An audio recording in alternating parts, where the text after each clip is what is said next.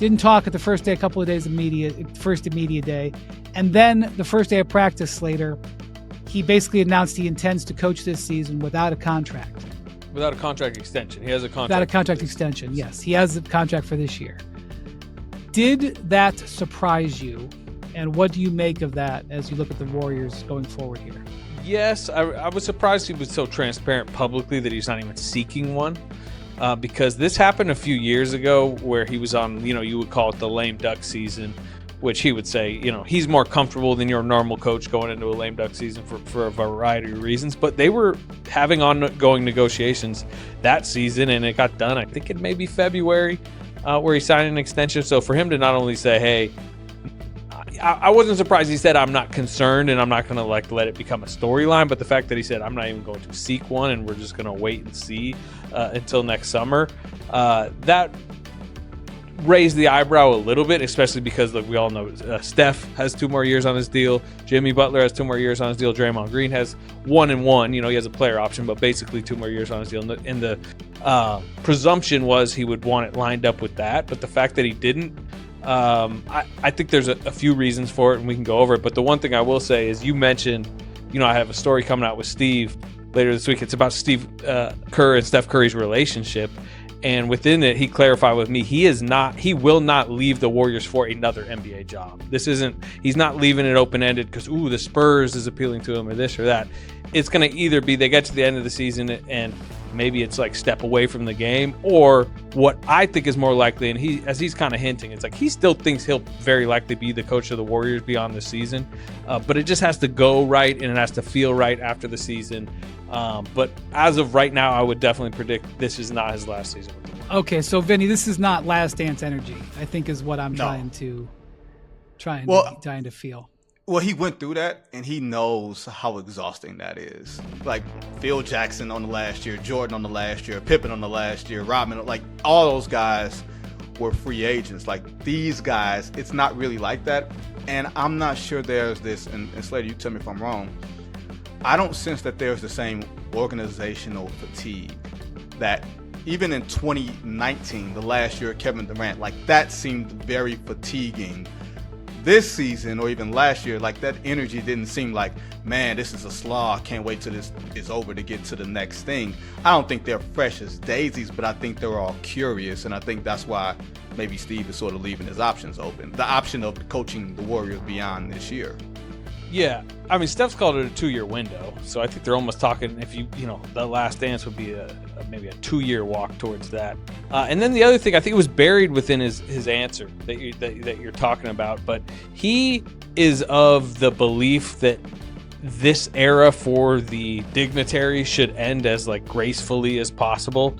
It already kind of hasn't. Well, that's Last Dance. That's Last Dance inspired right there. Yes, 100%. And his history's kind of mixed into all this. But Klay Thompson, the fact that didn't end the way that they would have hoped, Klay Thompson's final days at Golden State, I think that was informative to him. When Draymond Green a couple of years ago was going through the suspensions and the mess with the league and all that, one of the very influential conversations that I think got Draymond Green back on the right path was Steve Kerr went to his house, and apparently they were even kind of crying, talking about he wanted Draymond for it to end well for Draymond with the Warriors and with the NBA, and that there was so much more beyond, and that it was important for them to like I said, go out gracefully. And I think part of why he is taking his contract negotiations this way and saying the end needs to go this way is because I think he's trying to set an example that this needs to be a very polite farewell, and he's going I don't think he's number one, I don't think he's getting fired. Number two, when he is not coaching the Warriors, I think they're gonna have a press conference announcing it in a celebratory manner basically, and I think that's him setting the stage for that. Well, Vinny, you spent a lot of time in Chicago, and I don't know if you were at the game the night when the Warriors were in Chicago a couple years ago. You were probably there, Slater, when they honored the one of the Bulls teams. I don't know which. I was there. I know where you're going. And Jerry Krause's widow. She wasn't getting booed. Jerry Krause was getting booed. And I thought it was a relevant thing that the Warriors were there. I assume ostensibly so Steve could be a part of it. He was. And it was at halftime, right? And Steve was out there. And Nothing and now ends gracefully Jordan in and the Pippen aren't NBA. talking.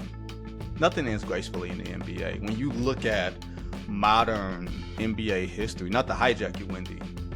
No, please. The Bulls, the closest thing I think to a graceful ending was probably Tim Duncan walking off in Oklahoma City when they lost in 2016. What was that, Game 5 or Game 6? And they gave him a standing ovation at the end of that. But I'm sure you were, yeah. Every great dynasty, the Bulls didn't end gracefully. Like, Jordan is still bitter as hell. Like, Magic caught HIV, Bird's back went out. You like, when you think of the dynastic group, even the Kobe Bryant Lakers, that they went out with Andrew Bynum putting his forearm in the chest of poor JJ Barea, and Phil Jackson punching Pau Gasol in the locker room. Like, none of this. I think it's honorable for Steve Kerr to say this is going to go out gracefully. But when you got Jimmy Butler and then Draymond Green in the locker room, you think they're going to be concerned about going out gracefully? Has he met them? Well, it's already not ending gracefully because, where is the Clay relationship right now, Slater? Frayed, but that's more pointed towards the top of the organization, the management, how the contract stuff went then at the Steve Kerr, Steph Curry, Draymond aspect. But you're right. I think, but this is Steve saying his chapter is going to end gracefully, and I think he's very much of the belief that Steph Curry's is going to. And again, that may mean a bad playoff exit in the final year or whatever. Like, it's not like he's saying hey, we're going to win a title and then walk away, but it's more like Steph will have a celebrated final chapter with the Warriors. And I think he has really tried to redirect Draymond back to that after there's been various points where it seemed like it was going haywire. And I can remember being at the press conference after the Jordan Poole punch in the preseason being like, this might be it, for Draymond. And now he's part of the, I'm writing this story about Steph and Steve and their 12 years together, and he tries to rope Draymond in the conversation because it's 12 years with Draymond, and there's kind of a belief that he's going to kind of ride it out in this chapter. And they've been reinvigorated by the Butler edition, the Al Horford edition. So again, I'm not predicting a title and it's going to end like storybook Disney like, but I do think there is intention to make it end in a way where they're honoring what they were. Yeah, I'll never forget the story. It was during the 22 finals where they were ahead 3-2, and they'd come back for Game 6. They ended up closing out Game 6 in the night game. And before the game, Draymond tells the story that when they flew out to Boston from San Francisco, that they happened to sit at the NBA Jets have like 4 seats together with a card table in between them. Yeah. Typically, it's for card play. There's a couple of them, but